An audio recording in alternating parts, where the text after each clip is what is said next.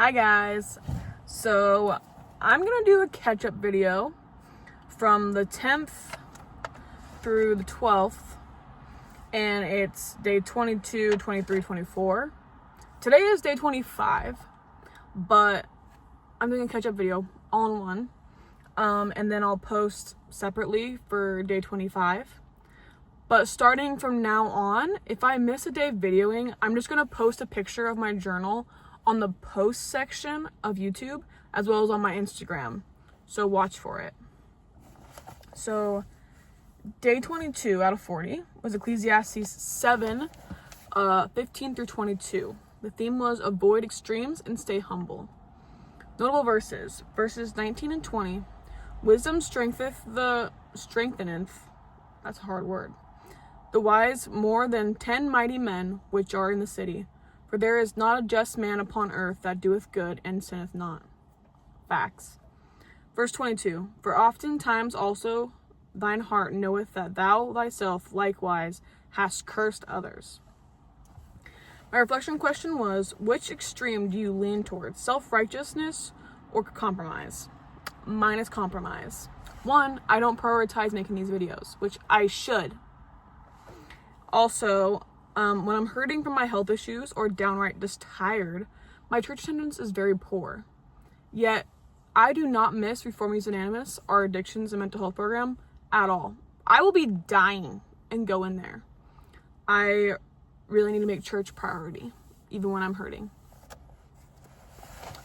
And then, day 23 was Ecclesiastes 7, 23 through 29. The theme is the limits of human wisdom. My takeaway verses were verse 25 and 26. I applied mine heart to know and to search and to seek out wisdom and the reason of things and to know the wickedness of folly, even of the foolishness and madness. And I find more bitter than death the woman whose heart is snares and nets and her hands as bands. Whoso pleaseth God shall escape from her, but the sinner shall be taken by her. So my getaway from this was a seductive, immoral, manipulative, controlling woman can cause a man's downfall. No matter how powerful he is, a woman can cause a downfall. Also, sin. This woman can be sin. Sin is destructive and very tempting. My reflection question: what truth has God shown you that humbles you? Forgiveness has been on my heart a lot. I'm realizing the extreme of God's forgiveness, like his son died for me so that he could forgive me and cleanse me every single day. I need to strive to do that for others. I made a list of people, but we're not gonna go there. And then day 24, which was yesterday's, the theme was authority and obedience. Oh, and it was chapter 8, verses 1 through 8. Notable verses were 5 and 6. Also, I'm sitting at a county park and recording this, so that's why I keep looking around. 5 and 6. Whoso keepeth the commandment shall feel no evil thing, and a wise man's heart discerneth both time and judgment, because to every purpose there is time and judgment. Therefore, a misery of man is great upon him. So a person who obeys authority will avoid trouble by understanding the right time and method. For me, this meant, like, things are happening in the world that suck. Like, there just is. And then, verse 8, there is no man that hath power over the spirit to retain the spirit, neither hath he power in the day of death. There is no discharge in that war. Neither shall wickedness deliver those that are given to it. My reflection question was, how do you respond when you disagree with leadership? I put down a situation that actually happened recently at work. I had a teacher who I did not agree with her leadership or what she was doing. At first, I was very bitter and I was kind of mean. But then I was like, okay, I don't like how it's being ran. I'm going to help. Give solutions. Duh.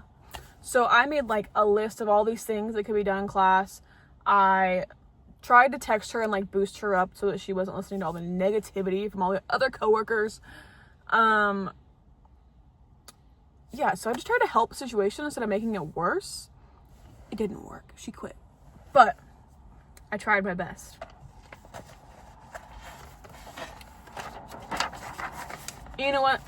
I'll just do day 25 while I'm on here. So I lied in the beginning because I'm going to do it anyways. Day 25 was chapter 8, verses 9 through 13. And the theme was God's justice doesn't delay. Is there a situation where you must trust God's justice instead of seeking your own? My friend is going through a very hard situation right now. Part of it is the justice system. The other part of it is someone else causing her more problems.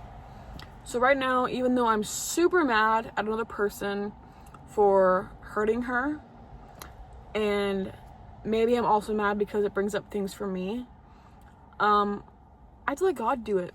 Like, God will deal with it. Also the justice system. The justice system is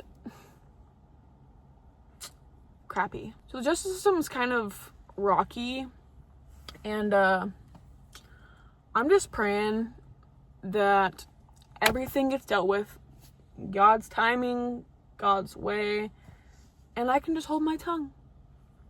That's all I can pray for. Just take care of myself and let God do his thing. Thank you for joining me. Look at the beautiful water.